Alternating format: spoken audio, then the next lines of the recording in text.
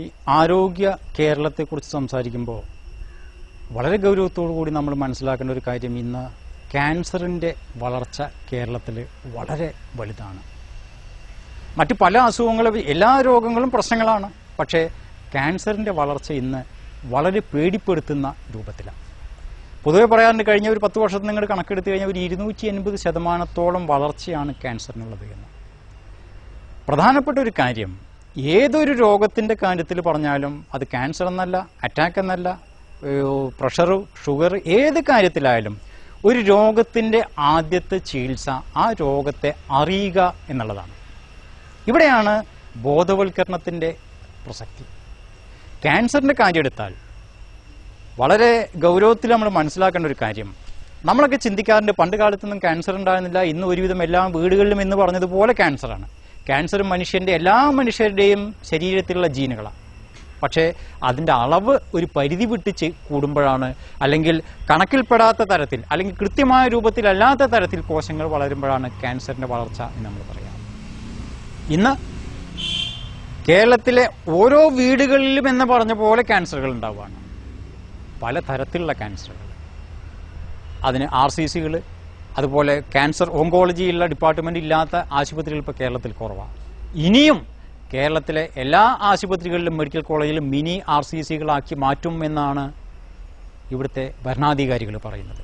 ഇവിടെ നമ്മൾ മനസ്സിലാക്കേണ്ട ഒരു കാര്യം, ക്യാൻസറിൻ്റെ കാര്യത്തിൽ 100 ക്യാൻസർ ഉള്ളതിൽ 95 ക്യാൻസറും മനുഷ്യന് പ്രതിരോധിക്കാൻ കഴിയുന്നതാണ് എന്നതാണ്.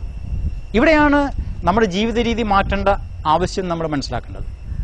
അത് നമ്മളൊക്കെ പറയാറുണ്ട്, ക്യാൻസർ വന്നു കഴിഞ്ഞാൽ അത് ദൈവത്തിൻ്റെ വിധിയാണ് എന്നൊക്കെ പറയാറുണ്ട്. പക്ഷേ ഈ വിധി എന്ന് പറയുന്ന ക്യാൻസർ വെറും 100ൽ 5 ക്യാൻസറേ ഉള്ളൂ, അല്ലെങ്കിൽ 5% ഉള്ളൂ.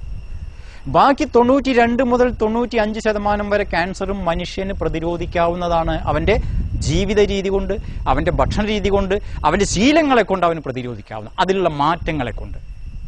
ഇതിൽ ഏറ്റവും പ്രധാനപ്പെട്ട, അല്ലെങ്കിൽ പകുതിയോളം 50%-ലേറെ ക്യാൻസറിൻ്റെ കാരണമായ ഒന്നാണ് പുകയില ഉൽപ്പന്നങ്ങൾ. പുകവലി മാത്രമല്ല, പുകയില ഉൽപ്പന്നങ്ങൾ, അതിൽ ലഹരി പദാർത്ഥങ്ങളെല്ലാം പെടും. ഒരു 20-25% ക്യാൻസറിൻ്റെയും കാരണം അവൻ കഴിക്കുന്ന ഭക്ഷണമാണ്. പിന്നെ അവൻ്റെ ജീവിത രീതികൾ, ശീലങ്ങൾ, അതിൽ പല പല കാര്യങ്ങൾ അതിന് ഘടകങ്ങളായിട്ട് വരും.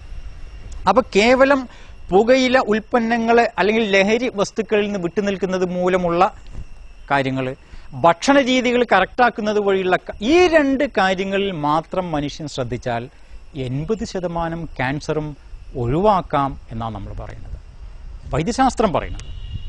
അപ്പോൾ ഇതിനകത്ത് വേണ്ടത് ഇതേക്കുറിച്ചുള്ളൊരു അവബോധം, ഒരു ബോധവൽക്കരണം ആളുകളിലേക്ക് ശക്തമായി എത്തുക എന്നുള്ളതാണ്.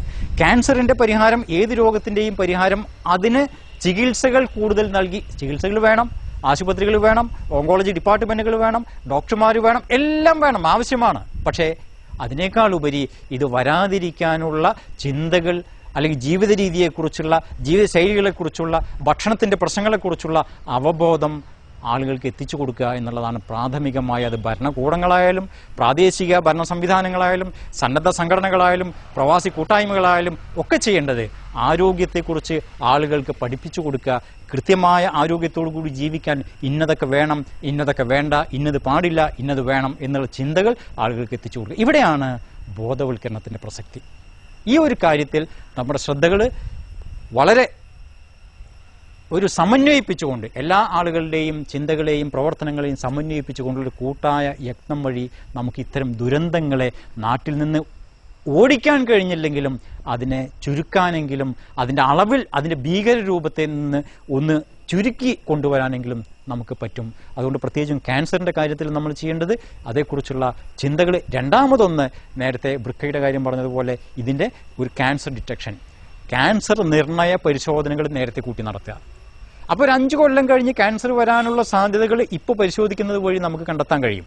അതുവഴി നാളെ ഒരു മരണത്തിലേക്ക് പോകുന്ന ഒരാളെ അയാളുടെ കുടുംബത്തെ ജീവിതത്തിലേക്ക് തിരിച്ചു കൊണ്ടുവരാൻ പറ്റും. അപ്പോൾ ഇതിന് ആശുപത്രികളൊക്കെ അതിനുള്ള സൗകര്യങ്ങൾ ചെയ്യുന്നുണ്ട്, RCCകൾ അതിനുള്ള സൗകര്യങ്ങൾ ചെയ്യുന്നുണ്ട്, മെഡിക്കൽ കോളേജുകൾ അതിനുള്ള സൗകര്യങ്ങൾ ചെയ്യുന്നുണ്ട്. ആ സൗകര്യങ്ങളൊക്കെ ഉപയോഗപ്പെടുത്തിക്കൊണ്ട് സന്നദ്ധ സംഘടനകളുടെ സഹകരണത്തോടു കൂടി അത് മഹല്ല് കമ്മിറ്റികളായാലും ഇടവക കമ്മിറ്റികളായാലും അമ്പല കമ്മിറ്റികളായാലും ക്ലബ്ബുകൾ, റോട്ടറി ക്ലബ്ബ് പോലെ, ലയൺസ് ക്ലബ്ബ് പോലെയുള്ള ആളുകളായാലും മർച്ചന്റ് അസോസിയേഷൻ പോലെ പ്രവാസി ഏത് തരത്തിലുള്ള കൂട്ടായ്മകളായാലും ഈ കൂട്ടായ്മകളൊക്കെ ഇത്തരം ആരോഗ്യകരമായ ചിന്തകൾ ആളുകളിലേക്ക് എത്തിച്ചു കൊടുക്കുന്ന കാര്യത്തിൽ കുറെ കൂടെ ശ്രദ്ധരാവണം എന്ന് ഒരു താല്പര്യം ഇവിടെ പങ്കുവയ്ക്കുകയാണ്.